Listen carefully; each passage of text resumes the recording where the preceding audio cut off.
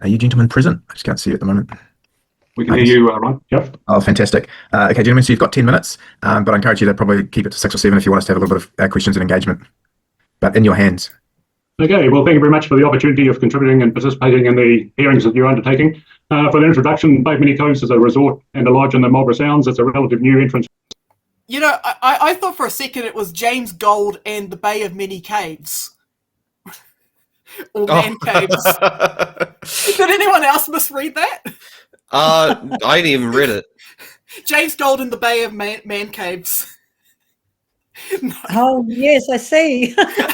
Sorry, it's my dyslexia getting the better of me again. I was like, what on earth? It's like, okay, no. All right, okay. I'm going to stop interrupting now. Let's continue.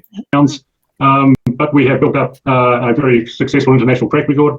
We're one of only 4 resorts in the Sounds, and the Sounds, as you're probably aware, account for something like 20% of New Zealand's coastline. So it's a fairly significant block of water, and certainly a substantial destination for international tourists coming to New Zealand. In the period that we've been open, we've had about 30,000 guests through the lodge, at least 80% of them being international. So we're a pretty significant provider and a contributor to the Queen Charlotte Track and the other facilities in the Marlborough province. Our biggest issue is that while the resort is mainly built on private land, the narrow foreshore strip, which is preferably referred to as the Queen's Chain, represents a significant portion of the footage leading onto the foreshore. Some years ago, there was a very clear principle that the foreshore would be opened up to the public, a principle which we totally agreed with and confirmed with, along with many others in the Sounds. And we've enjoyed the cooperative participation with the Department of Conservation, who administered that land and over the past period with the introduction of a Sounds foreshore licence. That licence ensured a continuing and renewable occupancy and access over that strip of land, enabling the extensive development of our resort and indeed the private populations within the Sound. The reserve is a very significant part of our operations. All of our passengers or our guests arrive by air or by water. There's no road into the resort. So it's a very important part of the frontage of our resort. We've recently expanded the land holding and put in a new wharf. We've upgraded our helipad for the accessing of the place, but nothing takes the place of the importance of the foreshore reserve. Without the tenure on that foreshore service area guaranteed, then very clearly it makes our plans for the further development of the place somewhat questionable, and we've totally supported the emergence of what is proclaimed within the bill that's been considered at this position at the time. But anyway, I know that time is very limited, and you probably want to more focus upon the aspects of the bill, and I'll pass it across to James just to talk about the history and the position that we find ourselves in. Thank you. So just to clarify, the terms of occupancy on the reserve have historically been these perpetually renewable licenses that were issued under the Reserves Act. There were legislative changes made in 1996 of the Conservation Act, which were recently finally interpreted to suggest that DOC, who are the administering authority, only had the ability to issue fixed-term concessions. And so DOC's position has been to replace the perpetually renewable licenses regime with a fixed-term concessions regime. And that we think cuts right across sort of personal, sort of private property rights. And that's one of the principles of the regulatory, the current bill under consideration. We think it's a key aspect of development of the tourism industry in partnership with the private sector, that sufficient security of tenure and in our case, perpetual occupancy rights is absolutely required to provide the foundation for long-term investment to grow that industry. And we think that had the regulatory principles bill been in place when those amendments were effected, the impact on private property rights would have been highlighted, would have been considered, and we understand that Parliament can do what it likes, but at least that would have been at the forefront of people's minds, and if required, compensation would have been considered. But I think that's enough, perhaps, from us, and we'd like to hand it over to the panel for any questions.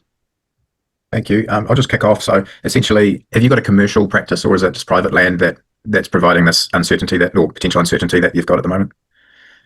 Now, most of the resort or the lodge is built on our private land. It's just a foreshore area which gives us the certainty of access and the accepted terms of occupancy. Some of the facilities, such as the crossing to the wharf, are essential elements for the money of the lodge.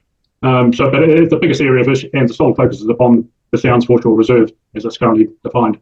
So have you got a current period of guarantee or certainty, or is it currently all up in the air, or what's the Yes, thanks. When the resort was built just about 2 decades ago, certainly following the turn of this current short-term century, there was a Sounds Foreshore Reserve license.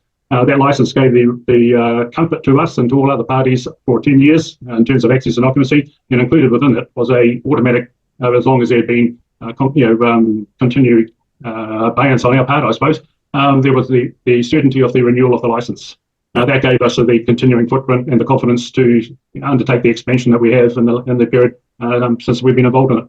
Yeah, thank you. A question from Dr. Deborah Russell. It was that issue I want to focus on. So you've got a license, you had an initial 10-year license, and then it could be renewed. Was that going to have to be renewed every 10 years, or what was the? I didn't quite don't have the understanding there. Yeah, the 10, they were 10-year perpetually renewable licenses. So license for 10 years, but included in the license is a term that it may be at the holder's option renewed for a further period of 10 years, including that right of renewal. Right. So, but then that was going to roll every 10 years, was it? Correct. Yes. So in a sense, it wasn't, you could renew it, but in a sense, it was a perpetual license, provided you renewed it every 10 years, they couldn't interrupt it. Yeah, save for public interest, but which we interpret as being a very high bar. Public interest. Okay. Yeah. Okay. Sorry. I was just going to say, I think it's always been commonly understood to have been a perpetual license. Right, and that's under threat now. It's in a state of confusion as a result of the interpretation of the amendments to the Conservation Act of 1996. Right, so a fix is actually making sure that gets sorted properly. You don't necessarily need this bill to fix it.